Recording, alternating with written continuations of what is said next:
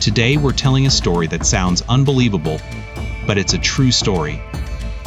This story took place in a church, where over a period of time, a series of strange events happened.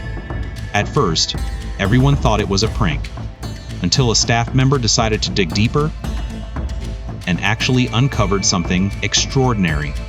Hello everyone, welcome to Brian Crime TV. I'm Brian. One day in February 1982, a 42-year-old man named Sam Drash arrived at the church where he worked as usual. The church is located in Memphis, Tennessee, and is a United Methodist church. The United Methodist Church is one of the largest Protestant denominations in the U.S. Unlike the typical church you might picture, this one includes a school, a gym, a cafeteria, and many other parish facilities. You can think of it as a small community. And Sam worked as an administrator at the church's elementary school. Sam's job required him to sit at a desk most of the day, so he developed a habit of snacking while working, keeping a bowl full of mixed nuts in his office. When hungry, he could just grab some nuts to eat. One day, when he came to the office, he found the nut bowl was empty. But he clearly remembered he had filled it up at the end of the previous day, so it was obvious someone else ate them. Though a bit annoyed, he didn't pay much attention. Next, he went to the kitchen, planning to refill the nuts. A cook was chopping vegetables in the kitchen, and after greeting him briefly, he went to the pantry. But upon entering the pantry, he found the jar for nuts that should have been there was completely missing. Sam first thought someone moved it elsewhere, so he looked through other shelves, but found no nuts, and many other snacks were missing too. He then asked the cook whether there had been a party at the school the day before, or what was going on, since so many snacks were missing. The cook put down his work and looked serious. He said, "You've noticed too, and I can tell you this has been going on for longer than just a day or two." It turned out over the past month, the cook noticed food in the kitchen mysteriously disappearing. At first, it was only small amounts, mostly snacks. But then it grew worse. Not just snacks anymore, ingredients in the fridge were also taken. The cook thought the kids at school must be responsible, so he started locking the fridge before leaving each day, thinking it would stop kids sneaking in to steal food. But the food still mysteriously disappeared. Then he opened the fridge and said to Sam, "I put a piece of ham in here yesterday before leaving, but it was gone this morning," even though the lock outside was intact. So either the thief has a key or knows where the key is hidden. Sam thought that was strange. He could understand kids stealing snacks, but why would they take a whole ham? He said he already reported this to management, but they just said they would send someone to investigate. Yet after investigation, they still couldn't figure out what was happening. In the end, it was left unresolved. Sam was very upset after hearing the cook's story.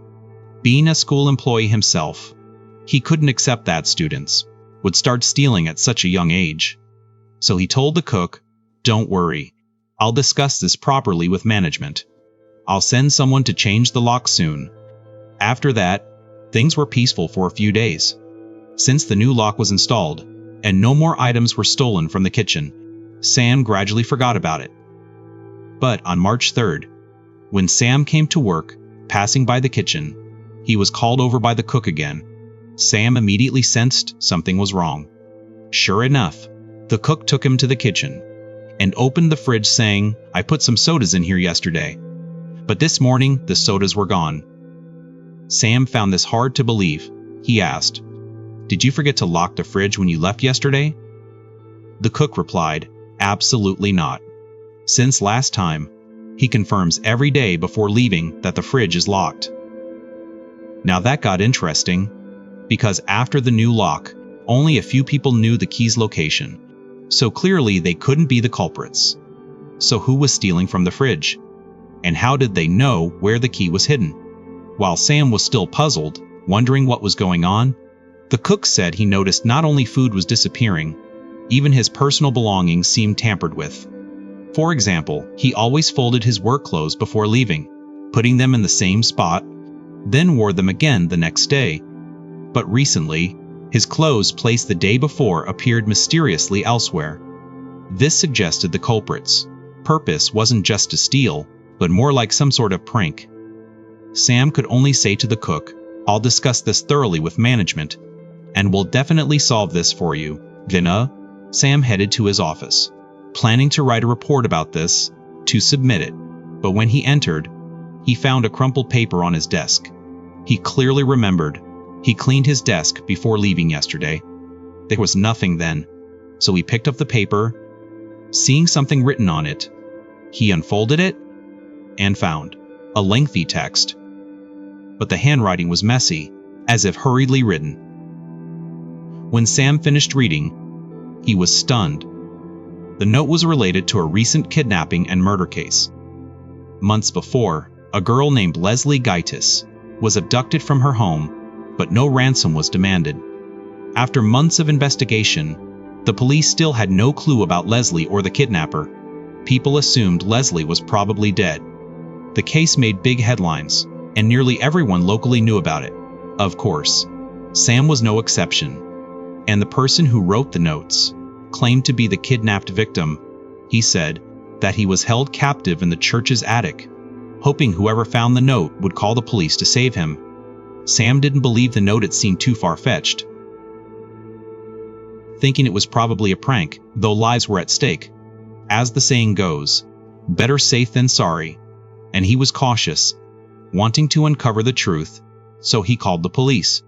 Soon, officers arrived at the church. Sam told the police about the recent strange events and showed them the notes.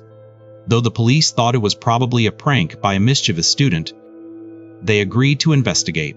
In American, so police searched the church attic. This attic was usually empty, and no one went up there. After inspecting, they found no evidence related to Leslie's case. They also checked the entire building, but found nothing else. So it was nearly certain the whole event was a prank. Though police told Sam that if new evidence appeared, he could contact them again, they left after the conversation. But the prankster didn't stop. The situation escalated. In the following weeks, fridge food kept disappearing, despite changing locks several times, with no effect. Meanwhile, more notes began appearing. Of course, they weren't only found on Sam's desk. Other church staff received them too, but most treated them as pranks and paid them little mind. One weekend, Sam brought his son to church for service, and when his son opened a Bible, a paper fell out.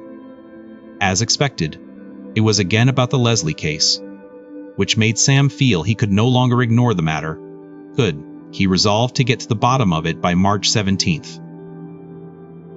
By then, it had been a month and a half since Sam first learned about the pranks, but there was no improvement. That day, Sam gathered some church staff and told them he planned to end the pranks once and for all. Since there were no cameras, his method was very simple and direct: manual surveillance. He told the staff, "After work tonight, we'll lie in wait inside the church. Once we catch the prankster, we'll have clear evidence and bring him in." So at night, Sam and several staff hid in corners of the church, waiting for the mysterious person, waiting until about 10 p.m., but nothing happened. One repairman got bored waiting, so he decided to walk around, stretching his legs. Actually, among these people, only Sam was serious about catching the culprit. The others didn't care much, thinking this was just a kid's prank, and even if caught, what then, right?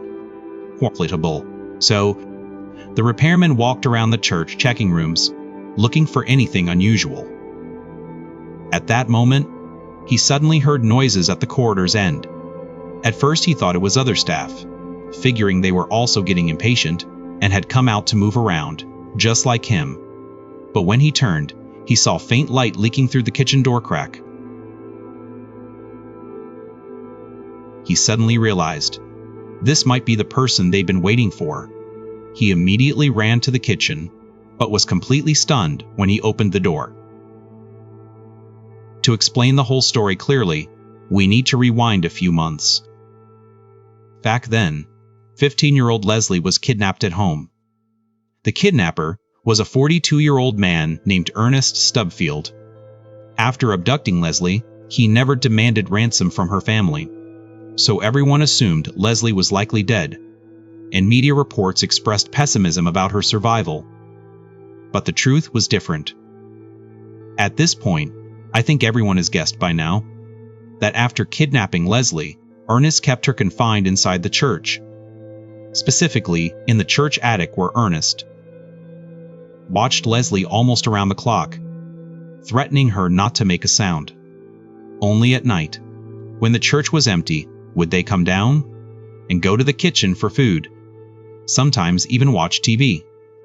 Thus, they lived in the attic for 119 days. You must have many questions, but don't worry, we'll answer them all. Let's start with Leslie. At first, Ernest told her she'd be released once ransom was paid, but Leslie cooperated fully and was closely guarded, with no chance to escape. Initially, they only took food for the two of them. For the whole kitchen, it wasn't much, so only the cook noticed food was disappearing at that time. But when Sam noticed it, it was months later.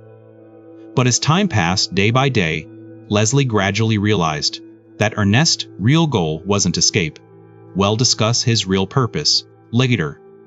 By then, Leslie knew, to be saved, she had to rely on herself.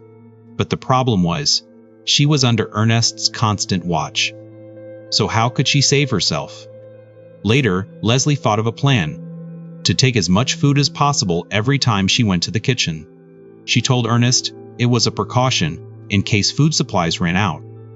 Sometimes, she deliberately messed up the cook's personal items to raise suspicion. You may wonder, the fridge had several locks changed, so how did they know where the key was? The answer is simple: because in the attic you could hear sounds from the kitchen, and the cook always locked the fridge before leaving, hiding the key well, so they could guess where the key was based on sound. Later, Ernest's watch over Leslie loosened, so whenever she had a chance, Leslie secretly left notes asking for help. So all the notes were real, not pranks at all. What were they then? Sam also reported this to the police, and police searched the attic but found nothing. This was due to the attic's layout. The attic was divided into two parts, connected by a narrow crawl space. How narrow? A person had to crawl through, crawling only. Ernest and Leslie lived in the space beyond the crawl space, so when police came up, they were just a few meters away, but unfortunately missed the crawl space. Fortunately, Sam never gave up seeking the truth. Until that night, Ernest brought Leslie to the kitchen for food again, and were caught by the repairman. The repairman opened the kitchen door and saw a man and a woman looking surprised. The woman was Leslie, missing for months, with Ernest standing behind not far away. Leslie saw the repairman and immediately ran to him, almost jumping into his arms, while Ernest fled. He was later caught by arriving police and sentenced to 20 years for kidnapping. The real reason for kidnapping Leslie is very tragic. Ernest originally had a daughter who died in an accident, so his motive was to have Leslie replace his daughter. Years later, Leslie graduated from college, became a successful lawyer, advocating for missing and abused children, fighting for their rights.